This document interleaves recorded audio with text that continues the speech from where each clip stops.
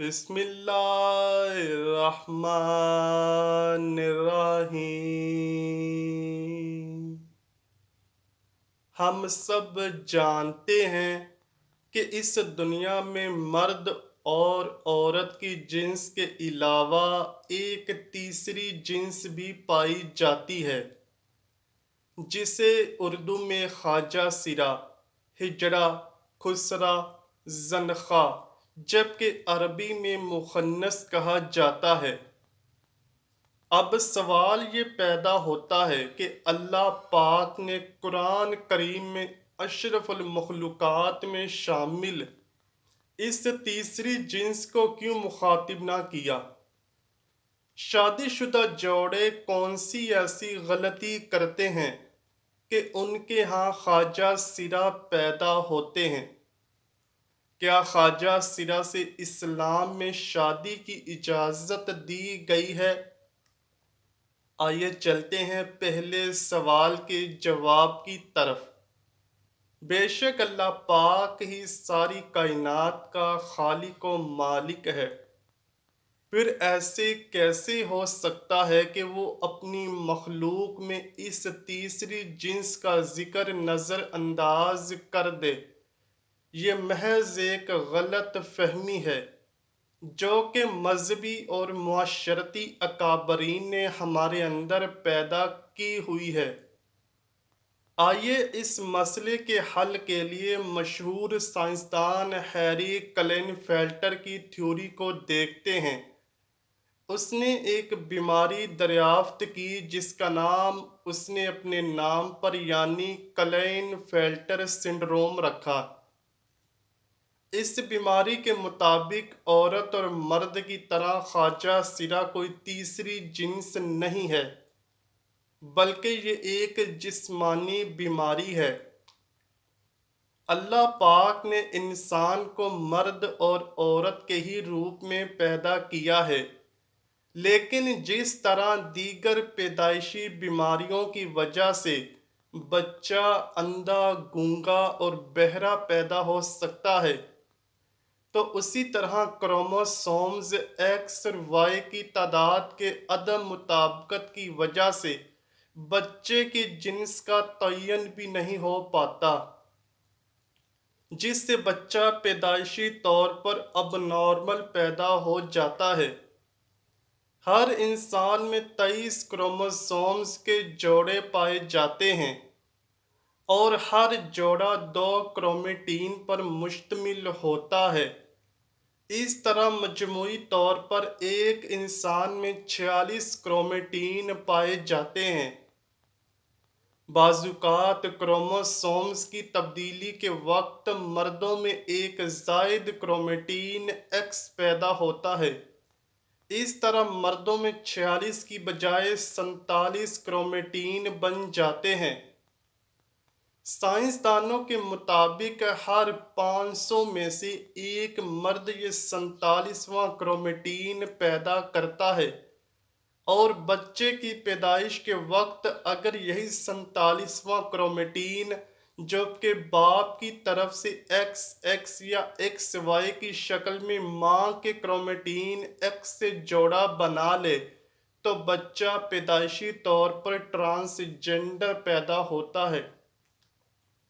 یہاں یہ بات واضح کر دیں کہ ماں کی طرف سے ہر صورت میں ایک ہی کرومیٹین ایکس آتا ہے، جبکہ باپ کی طرف سے ایکس اور وائی دونوں میں سے کسی ایک نے آنا ہوتا ہے۔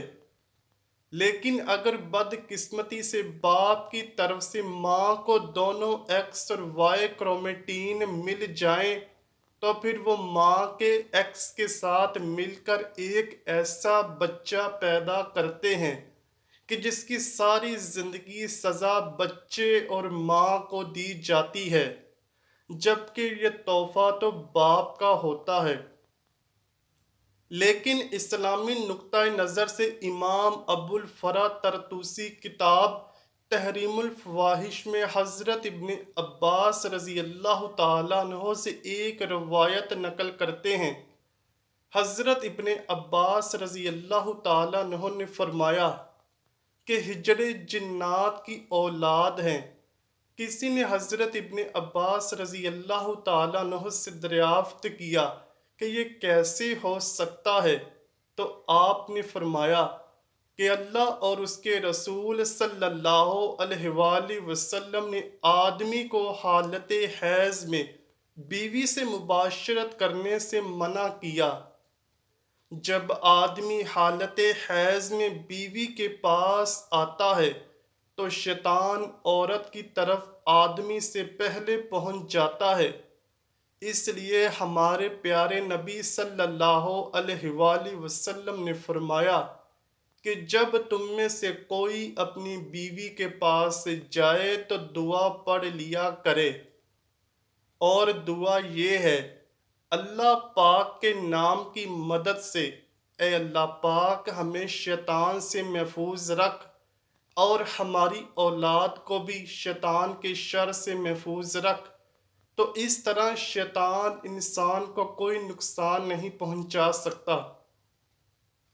قرآن کریم کی سورہ شعراء میں اللہ اپنی حاکمیت بیان کرتے ہوئے ارشاد فرماتا ہے: بے شک اللہ آسمان اور زمین کی حکومت اللہ ہی کے ہاں ہے، وہ جو چاہتا ہے کرتا ہے، وہ جسے چاہتا ہے بیٹے عطا کرتا ہے اور جسے چاہتا ہے بیٹیاں، اور جسے چاہتا ہے ملا جلا کر عطا کرتا ہے، اور وہ جسے چاہتا ہے بے اولاد رکھتا ہے، تو وہی جاننے والا اور قدرت والا ہے۔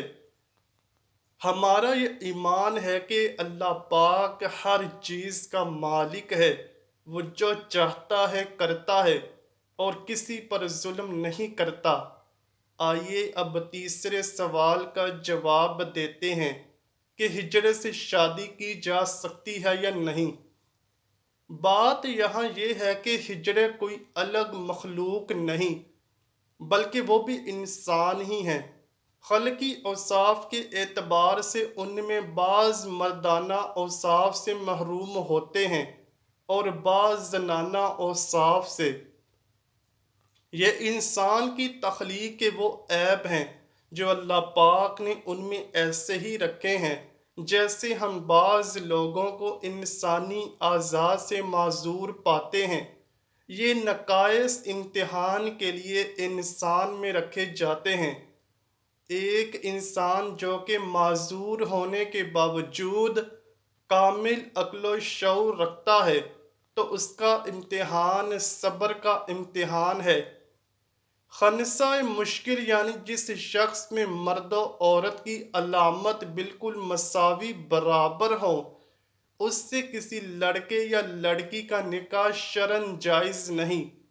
البتہ خنثی غیر مشکل یعنی وہ خنثی کہ جس میں مردانہ قوت اور علامات غالب ہوں، تو شرعاً مرد شمار ہونے کی وجہ سے اس کا کسی لڑکی سے نکاح جائز ہے، اور اگر اس میں زنانہ صلاحیتیں اور علامات غالب ہوں تو اس کا کسی مرد سے نکاح شرعاً بھی جائز ہے اور درست ہوگا۔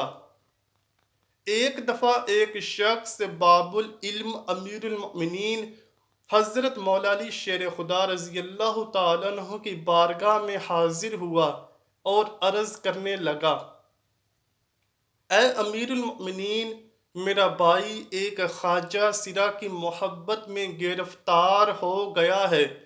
جب ہم نے اس کو اس مکروہ عمل سے باز رکھنے کی کوشش کی تو اس نے اس مخنث سے شادی کر لی۔ اب آپ بتائیے کیا یہ نکاح جائز ہے؟ جب یہ معاملہ حضرت مولا علی شیر خدا رضی اللہ تعالیٰ عنہ کے سامنے پیش کیا گیا تو آپ نے خواجہ سرا سے دریافت کیا کہ تمہاری مشابہت مرد کی طرح ہے یا عورت جیسی؟ خواجہ سرا نے کہا کہ مجھ میں مرد اور عورت دونوں کی خصوصیات پائی جاتی ہیں، مجھے ماہواری بھی آتی ہے اور میں مردوں کی طرح بھی زندگی گزارتا ہوں۔ حضرت علی رضی اللہ تعالیٰ عنہ نے اپنے غلاموں کو حکم دیا کہ اس خواجہ سرا کی دونوں طرف والی پسلیاں شمار کریں۔ اگر بائیں جانے والی ایک پسلی کم دکھائی دے تو پھر اس کو مرد سمجھا جائے گا، ورنہ اس کو عورت تصور کیا جائے گا۔ جب یہ واضح ہو گیا کہ خواجہ سرا کی ایک پسلی کم ہے تو حضرت مولا علی شیر خدا رضی اللہ تعالیٰ عنہ نے فیصلہ صادر فرما دیا کہ اسے مرد شمار کیا جائے اور اس کے شوہر اور اس کے درمیان علیحدگی کروا دی گئی۔ اسی طرح خواجہ سرا کی وراثت کا بھی مسئلہ ہے، اگر تو وہ مرد کے مشابہ ہے تو مرد کا حصہ پائے گا، اور اگر عورت کے مشابہ ہے تو عورت کا حصہ پائے گا۔ افسوس کہ ہمارے معاشرہ جو کہ اسلامی معاشرہ کہلاتا ہے، اس میں انہیں عزت و احترام حاصل نہیں جو کہ مرد و زن کو حاصل ہے۔ اسلام میں قدرتی طور پر پیدا ہونے والے ہجڑے بچوں کے لیے وراثت میں حصہ رکھا گیا ہے۔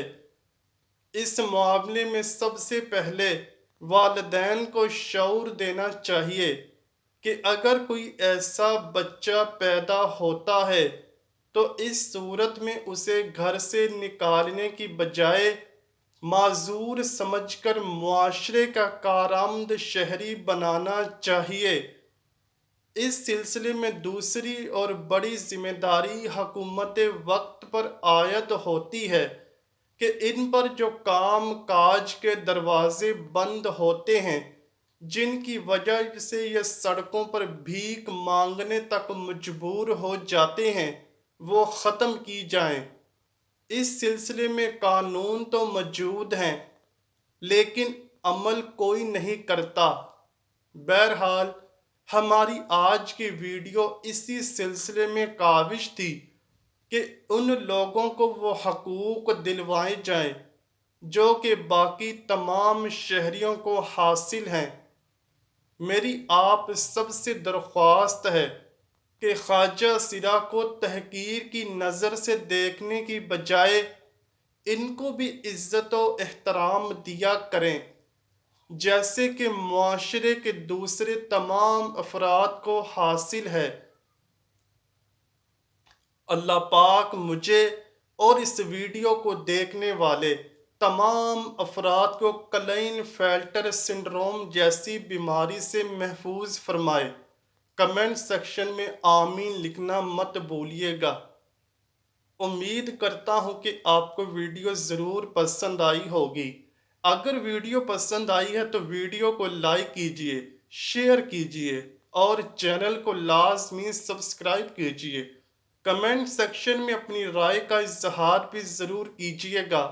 ملتے ہیں اگلی ویڈیو میں، تب تک کے لیے اللہ حافظ۔